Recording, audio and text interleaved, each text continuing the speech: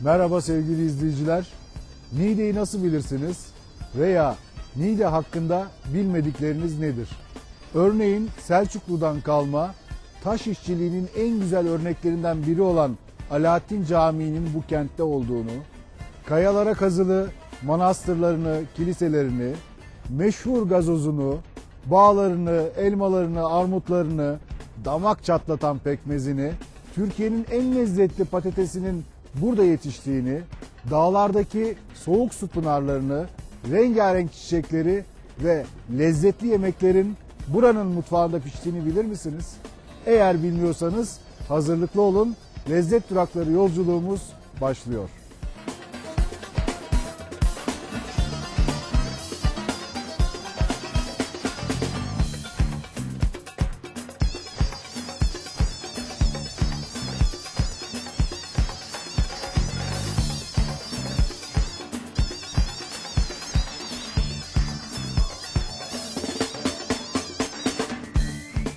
Adana Caddesi'ndeki Hilmi Bey Restoran, Bor ilçesinin hem yerel tadları hem de diğer lezzetli yemekleriyle en eski ve önemli lezzet duraklarından bir tanesi. Kimler sizin müşterileriniz? Efendim şimdi bütün halka hitap ediyoruz. Bürokrasiden tutun, köylü vatandaşımıza kadar herkese hizmet ediyoruz. Tamamı da bizim müşterimiz.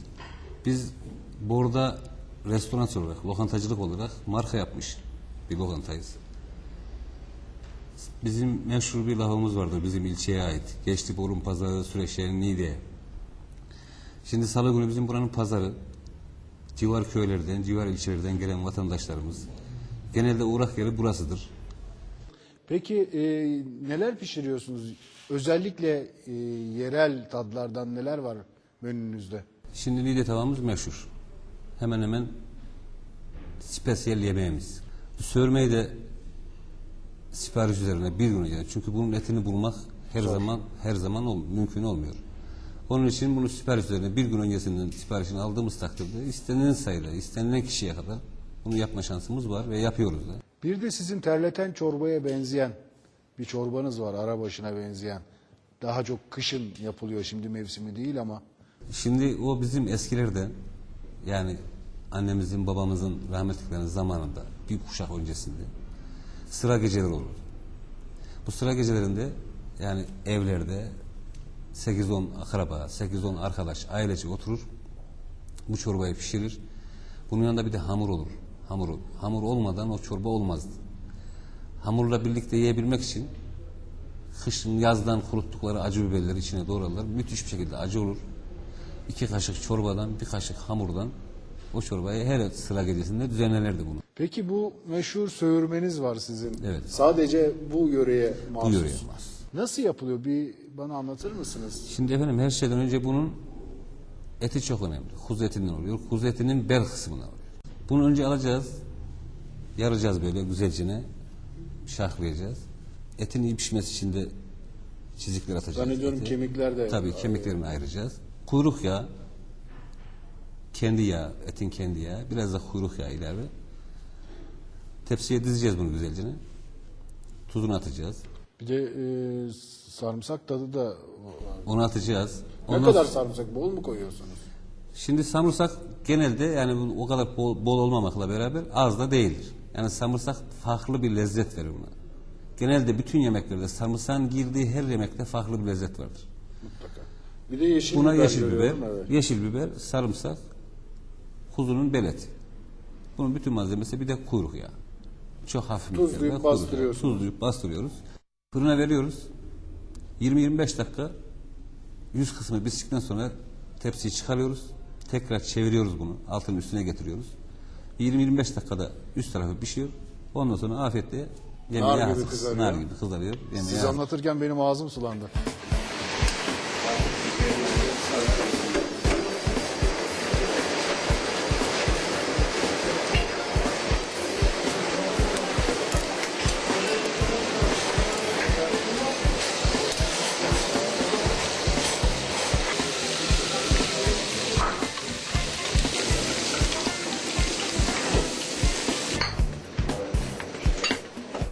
Bir de Köfteleriniz var, meşhur tatlınız. Bu- Basit ama çok lezzetli. Evet. Bu köfte de bizim buralara özgü bir şeydir. Beyaz üzümün şırasından yapılır bu köfter. Pekmez toprağı karıştırarak yapılır. Bunu tereyağında kavurduktan sonra, belli bir süre kavurduktan sonra üstüne cevizi dökeriz. Evet, dediğiniz gibi çok basit bir şeydir ama çok lezzetli bir şeydir. Hem de besleyici. Evet. Tereyağı, şeker, Evet, yani evet. üzümün kendi şekeri Evet. tabii ki, ceviz. Ceviz de gelince illaki ceviz girecek buna. Ceviz girmesi olmaz. Peki Şadan Bey, elinize sağlık. Çok teşekkür ederim. Şey değil efendim, ben teşekkür Bize ederim. bu lezzetli yemekleri yeme imkanı verdiğiniz için.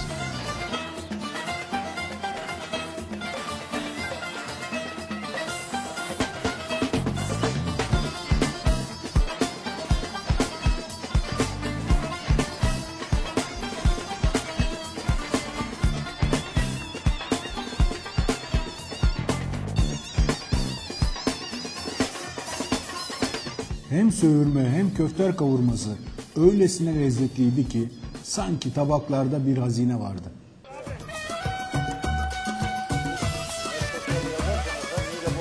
Geçtiborun pazarı sür eşeğini Niğde'ye.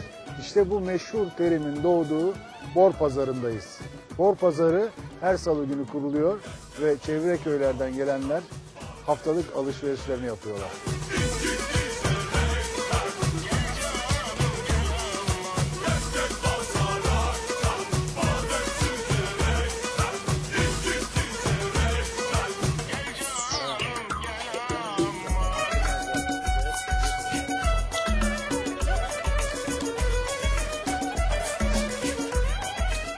Geçti Borun Pazarı.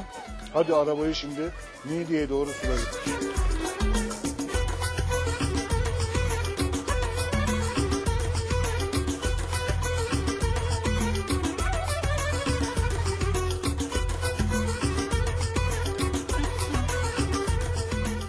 Eğer benim gibi hamur işine düşkünseniz ve canınız ev yemeklerinin tadına bakmak istiyorsa Bor Caddesi'ndeki Ev Hali Restoran tam aradığınız lezzet durağı.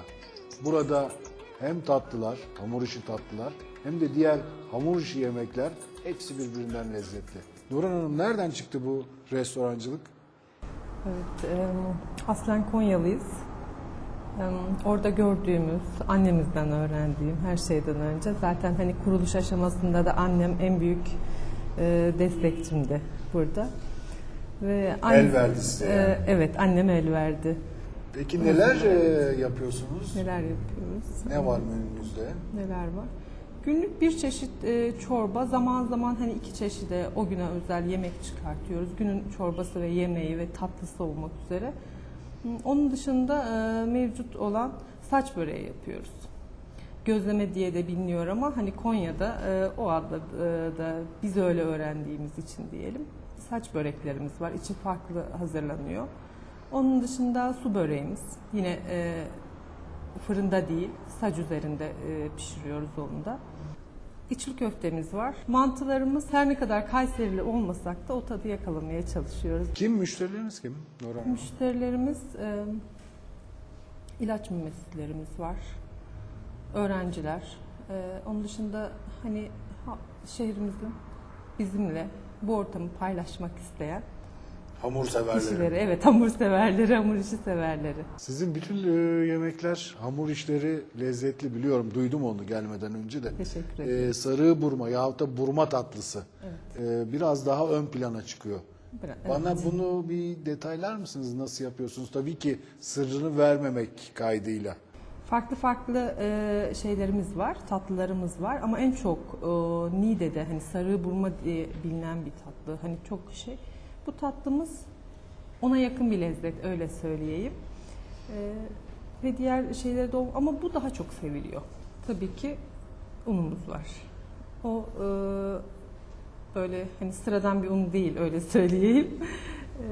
Onun dışında bir miktar mayamız var, sirkemiz var. Çok az bir tuzumuz, süt ve yumurtayla hazırlıyoruz. Yumuşak bir hamur olacak.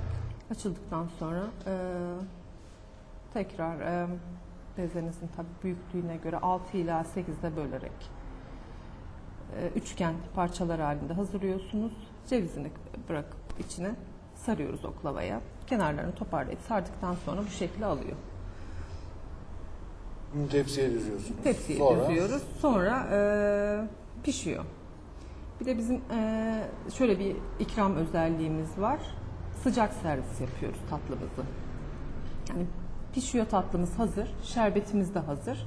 Ama sıcak sıcak müşteri istediği zaman porsiyonlar halinde bunu sıcak servis şerbetin içine yapıyoruz. atıyorsunuz. Aha, sıcak şerbetin içine atıyoruz ve porsiyonlar halinde o şekilde ikram ediyoruz. Biraz bekletiyoruz aslında misafirlerimizi. Ama bilenler lezzetli. evet. Peki Nurhan Hanım, çok elinize sağlık. Teşekkür ederim. Ben teşekkür ederim. Bizi kabul ettiğiniz için. Bize bu lezzetli yemekleri tatma olanağını sağladığınız için elinize sağlık.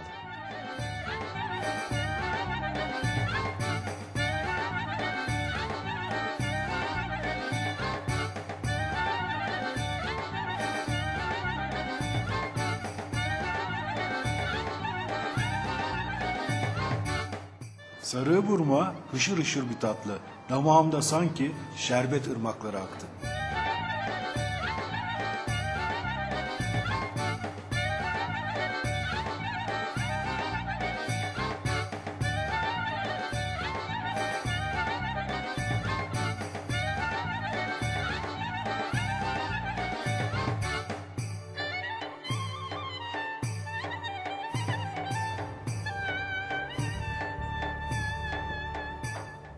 Niğde gazozu gerçekten de lezzetliymiş. Bana çocukluğumda içtiğim gazozları anımsattı.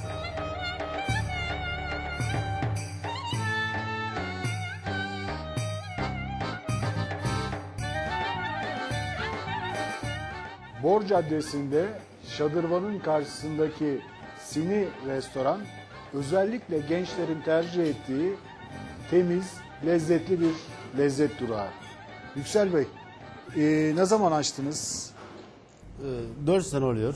Açalı 2004'te burayı faaliyete geçirdik. Daha önce başka şubelerimiz de vardı. Burayı yenisini ekledik. Kim müşterileriniz? Müşterimiz genelde ağırlıkta öğrenci, genç takımı, öğrenci ama bunun yanında yerli müşterilerimiz de var tabii. Yani yerli turistler de yazın geldiği zaman bunlar da katılıyorlar tabii ki. Nedir yemeklerinizde ağırlık?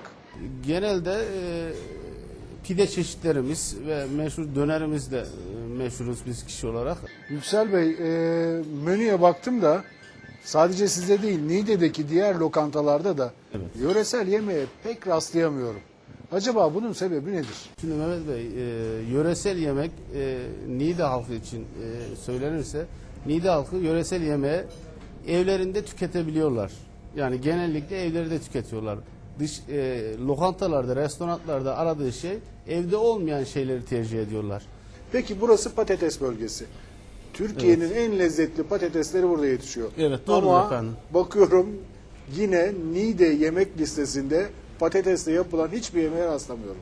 Şimdi Etli patates hariç. etli patates zaten o beğenilenler, değişmez. Yani o her zaman menümüzde mevcuttur.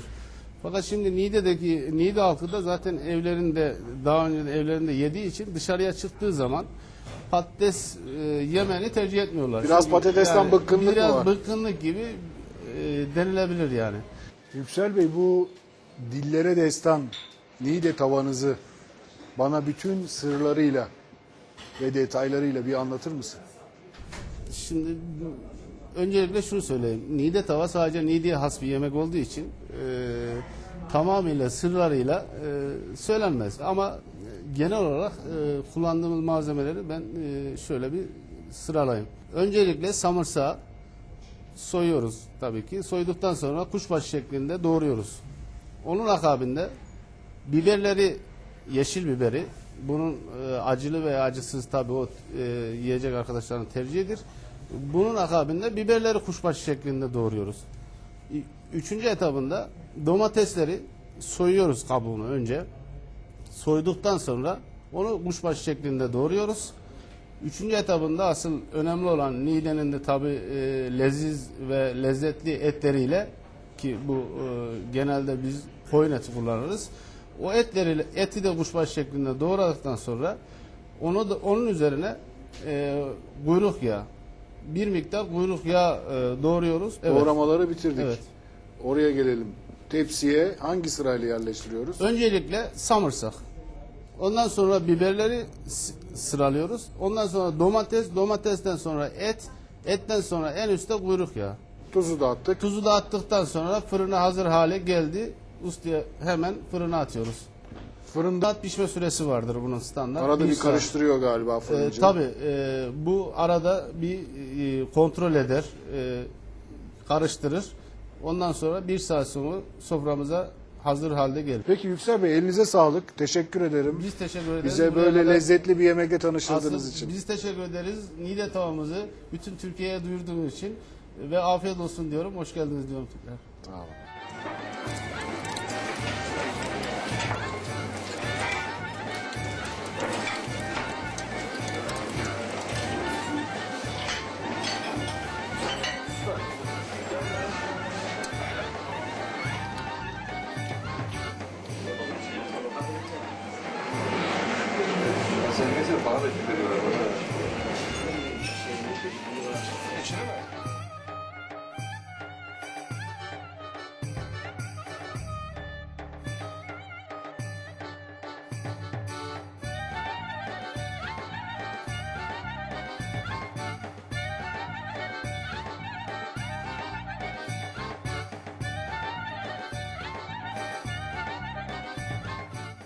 Hem suyunun hem etinin tadı muhteşem. Niğde tavayı çatalla değil kaşıkla yemeli.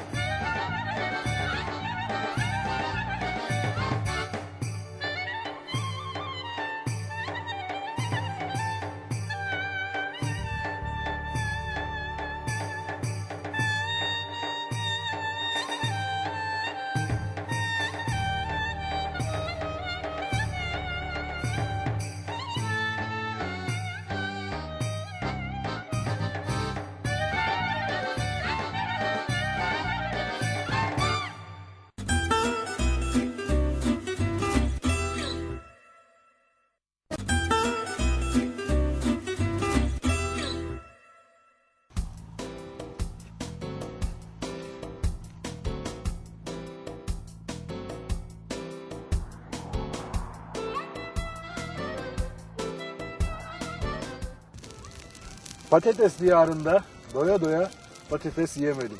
Ben de çözümü yol kenarındaki bir patates tarlasında kendi patateslerimi közlemekte buldum. Bakalım becerebilecek miyim?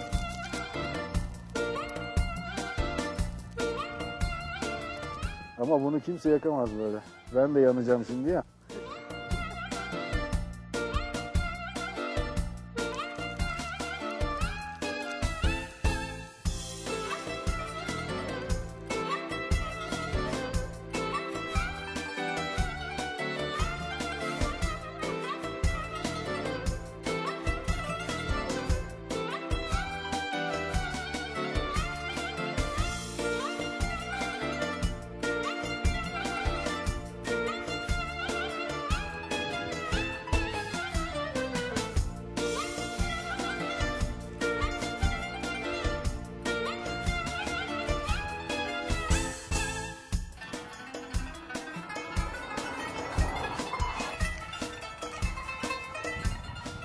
Niğde'nin patatesi gerçekten de çok lezzetliymiş. İster misiniz çocuklar?